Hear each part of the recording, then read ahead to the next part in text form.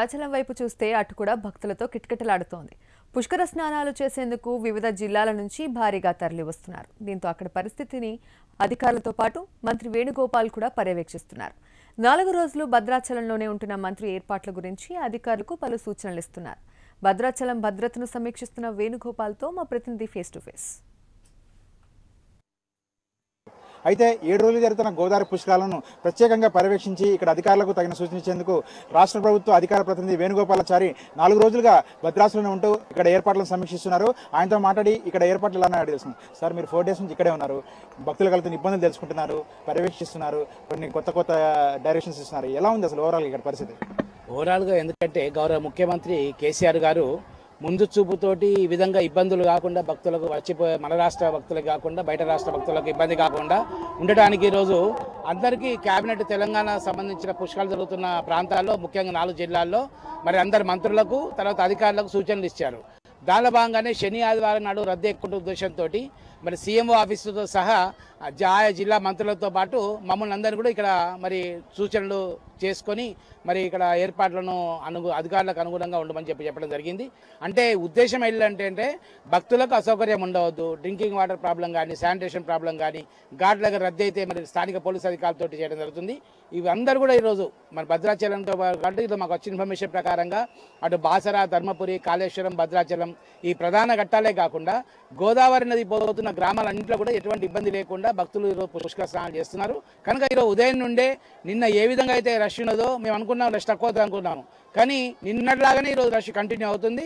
ఏదేమన్నప్పటికీ కూడా 26 తారీఖు వరకు అవసరమైతే ముఖ్యమంత్రి సూచన మేరకు ఇక్కడ ఉండి స్థానిక అధికారులతోటి మంత్రుల సహకారంతో మరి భక్తులకు ఇబ్బంది కాకుండా చూసే బాధ్యతలో ఈరోజు పాల్పంచుకుంటాం. సార్, ఇక్కడ స్నానం చేయడానికి ఇబ్బంది లేదు, కానీ దర్శనానికి మాత్రం 10 గంటల సమయం పడుతుంది. ఈ దర్శనం విషయంలో ఏమైనా రివ్యూ చేశారా? అందుకే దర్శనం విషయంలో కూడా ముఖ్యమంత్రి సూచనల మేరకు వీఐపీ బ్రేక్ దర్శనం అయితే ఆలస్యం ఉద్దేశంతో గత 2 రోజులుగా సర్వదర్శనం పెట్టాము. వీఐపీలు వచ్చినప్పటికీ కూడా మరి ఎవరు వచ్చినప్పటికీ కూడా సర్వదర్శనంకు ఒక సెకండ్ నుంచి 2 సెకండ్లు అవుతాయి కనుక సర్వదర్శనం వల్ల గత 3 రోజుల నుంచి ఎంత భక్తులు పోయారో నిన్న ఇంకెక్కువ మంది పోయారు. ఈరోజు ఆదాయము దేవస్థానం ఆదాయము 60 నుంచి 70 లక్షలు తగ్గినప్పటికీ కూడా టికెట్ల ద్వారా తగ్గినప్పటికీ కూడా మరి భక్తులందరూ కూడా దర్శనం చేసుకోవాలనే ఉద్దేశంతో ముఖ్యమంత్రి సూచనలకు నిన్న సర్వదర్శనం పెట్టాము. ఇది కంటిన్యూ అవుతుంది. ఆస్థాన పండితులు మాట్లాడి ఆ సుప్రభాత సమయాన్ని మరి కుదించినా సరే భక్తులు సర్వదర్శనం చేయమని చెప్పేసి కూడా ఈరోజు పండితులకు కూడా సూచనలు చేయడం జరిగింది. సార్, గత 2 రోజులు శని ఆదివారాలు సెలవులు కావడంతో రద్దీ బాగా పెరిగింది. ట్రాఫిక్ కూడా మోర్ దాన్ 10 అవర్స్ వెయిట్ చేయాల్సి వచ్చింది రోడ్ల మీద. అట్లాంటిది ఇప్పుడు చివరి రోజులు కూడా మళ్ళీ రద్దీ పెరుగుతుందని ఒక ప్రచారం జరుగుతుంది. దీని నియంత్రణకు ఎలాంటి చర్యలు తీసుకుంటారు? 10 లక్షలు వచ్చినప్పుడు అధికారులు కానీ ఇక్కడ మంత్రివర్గం కానీ ప్రభుత్వం కానీ సమర్థవంతంగా నిర్వహించింది కనుక ఇక ఈ 4 లక్షలు 5 లక్షలు వస్తే ఇబ్బంది ఏం లేదు.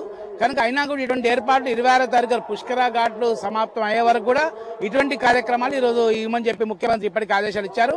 మరి ఈరోజు వికలాంగులకు కూడా ఈరోజు బ్యాటరీ మోటార్లు ఏర్పాటు చేశాం. ఎందుకంటే ఘాట్లో కొన్ని ఇబ్బంది అవుతుందని చెప్పారు కనుక ఈరోజు మరి వారు సెంటిమెంట్ కనుక మేము అడుగుతూనే ఏర్పాటు చేస్తున్నాం. కనుక ఎవరైతే వికలాంగులు ఈరోజు స్నానంకి రాలేదో వాళ్ళని ఈ రూడుకుండా బ్యాటరీ మోటార్ ద్వారా కూడా ఏర్పాటు చేస్తున్నాం. బెరిసి ఎటువంటి ఇబ్బందులు లేకుండా ఈరోజు మేము చూస్తున్నాం. మొత్తం మీద ఇక్కడ జరుగుతున్న భద్రాచలం జరుగుతున్న గోదావరి మహాపుష్కరాల్లో ఎటువంటి ఇబ్బంది తలెత్తకుండా భక్తుల సౌకర్యమే లక్ష్యంగా వారు సేఫ్గా వచ్చి పుణ్యస్నానం చేసి రాముడి దర్శనం చేసుకుని వాళ్ళ సేఫ్గా ఇంటికి చేరుకునే విధంగా పటిష్టమైన చర్యలు చేపడుతున్నామని ముఖ్యమంత్రి కేసీఆర్ ఆదేశాల మేరకు గత 4 రోజులు ఇక్కడే ఉండి పర్యవేక్షిస్తున్న వేణుగోపాల్ గారు చెప్తున్నారు. అవసరమైతే పుష్కరాల ముగింపు వరకు కూడా ఇక్కడే ఉండి అధికారులతో సమన్వయం చేసుకుంటూ ఇక్కడ భక్తులకు ఎలాంటి ఇబ్బందులు కలగకుండా చర్యలు తీసుకుంటామని కూడా వేణుగోపాల్ గారు చెప్తున్నారు. ఓ టు స్టూడియో.